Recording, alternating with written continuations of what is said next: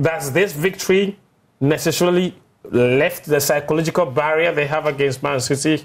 It does. It was a very important victory. I said it before the game that Arsenal needed to win this. Yeah. They needed to look Man City in the face and have the trophy in their hands, just to tell themselves that they will be able to beat Manchester City, because it's very important. Look, the fine margins count. We understand how very critical head-to-head can go when it comes to battling for the title. Last season, we all sat there when we were calculating the gap between Arsenal and Man City. Yes. Everybody confidently said Man City will beat Arsenal home and away because it had become a staple. We just knew that will happen. Yeah. But now Arsenal have beaten them. Arsenal will enter next season knowing that even when it comes to that one-off game against Manchester City, at least at the Emirates, we are capable of beating these guys. Yeah. And when you've gone through what they went through 2 seasons ago, missing out on top 4, that mental toughness that it gives you, following season, they're able to challenge for the league title. Of course, they struggle in the end, end up losing the title.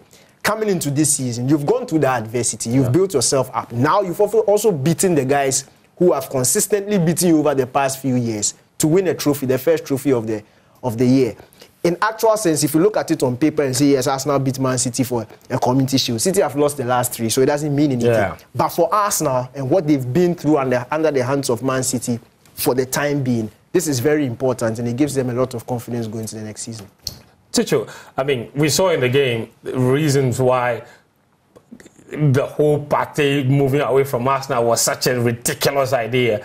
By far, still their very best player in the middle of the park. Especially with the way Arteta wants to play. If Arteta wants to play the way he wants to play, he absolutely needs either Jorginho or Partey to be fit and play in that hole. I mean, Declan Rice is a very good footballer, but he's got a different job. And we saw him against Man City. True. The way he was galloping and closing down space, almost superhuman, really, because there's one point where you see him like some 15 yards off the pace, and in a flash, he's galloping to close them. Yeah. The space is down. I really enjoyed watching him do what he did. But that in itself also gave Partey the confidence to play the way he played, because you knew he had somebody who could do the box-to-box job.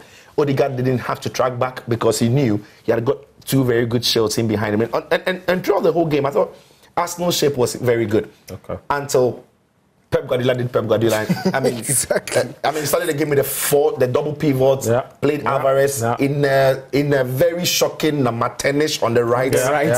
Something weird, right? And Arsenal were enjoying that until he brought the box back.